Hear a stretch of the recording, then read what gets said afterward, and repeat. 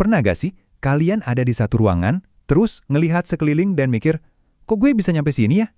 Nah, perasaan persis kayak gitu yang dialami penulis buku ini pas pertama kali masuk Harvard Business School.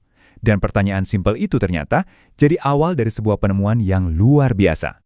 Oke, kita mulai dari ide utamanya ya. Kutipan ini nih, intinya dari semua yang bakal kita bahas.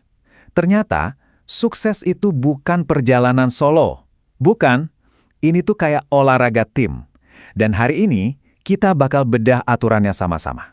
Coba deh bayangin kontras yang tajam banget ini. Di satu sisi, ada dia, anak dari keluarga pekerja biasa.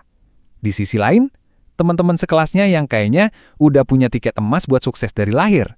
Nah, rasa minder dan terintimidasi inilah yang justru jadi bahan bakar buat penemuan yang mengubah hidupnya. Perasaan gak pantas itu justru ngebawa dia ke pencerahan pertama. Dan uniknya, pencerahan ini datangnya bukan dari kelas di Harvard, tapi dari lapangan golf. Aneh kan? Jadi, ini dia poin krusial pertama.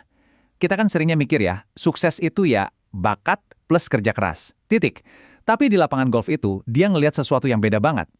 Orang-orang sukses ini nggak main sendirian. Mereka itu punya klubnya sendiri. Sebuah komunitas di mana mereka saling bantu. Ada lowongan nih. Ide lo bagus, gue danain.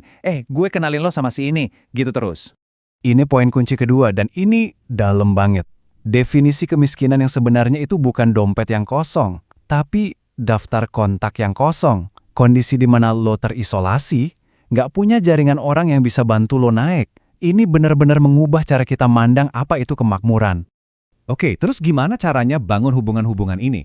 Pelajaran praktisnya datang dari seorang wanita yang dia layani sebagai caddy namanya Ibu Poland. Ini contoh nyata gimana teori tadi benar-benar jalan. Dan inilah poin kunci ketiga. Sesederhana ini. Dengan tulus ngebantuin Ibu Poland menang di lapangan golf, Ibu Poland ngebales dengan ngebukain pintu ke jaringannya.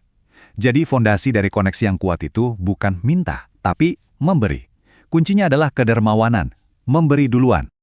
Sekarang kita lihat gimana prinsip-prinsip ini diuji di dunia nyata. Di pekerjaan pertamanya setelah lulus, di Deloitte, yang tekanannya tinggi banget. Kira-kira filosofi dari lapangan golf ini masih ampuh nggak ya? Ternyata, kalau diukur pakai standar biasa, jago analisis data, bikin spreadsheet, dia ini konsultan yang payah. Beneran, hasil evaluasi tahun pertamanya jelek banget. Harusnya sih ini udah akhir dari karirnya. Tapi coba lihat apa yang dia lakuin. Bukannya pusing sama data, dia malah sibuk keluar, bangun jaringan, ngasih ceramah, intinya jadi duta buat perusahaannya. Dia bawa klien baru bukan lewat analisis, tapi lewat interaksi. Nah, ini bagian paling gilanya. Bukannya dipecat, mentor-mentornya di Deloitte justru ngelihat nilai dari aktivitas ekstrakurikulernya ini. Mereka sampai bikinin dia posisi baru yang belum pernah ada, dan ngasih dia budget $150.000 buat ngelakuin apa yang paling jago dia lakuin. Bangun koneksi. Dan inilah buktinya, skill ngebangun hubungan ternyata jauh lebih berharga daripada skill teknisnya. Ini yang bikin karirnya meroket dan ngebuktiin kalau filosofi yang dia pelajari sebagai caddy golf itu beneran manjur, bahkan di level korporat tertinggi sekalipun. Jadi, apa kesimpulannya? Pesan utamanya simpel. Punya akses ke jaringan yang kuat itu bukan soal privilege atau hak istimewa. Ini adalah sebuah keahlian, sebuah pola pikir yang bisa dipelajari sama siapa aja, termasuk kita. Dan ini pesan yang paling penting buat kita semua. Kisah ini bukan tentang orang yang luar biasa, tapi tentang prinsip yang luar biasa. Kalau seorang anak pekerja pabrik baja aja bisa, kenapa kita enggak? Oke, kita tutup bahasan kali ini dengan satu pertanyaan buat kalian. Ini bukan cuma buat dipahami nih, tapi buat dilakuin. Coba deh, mulai hari ini pikirin, siapa orang-orang yang mau kalian ajak masuk ke klub kalian? Dan yang lebih penting lagi, gimana caranya kalian bisa bantu mereka lebih dulu?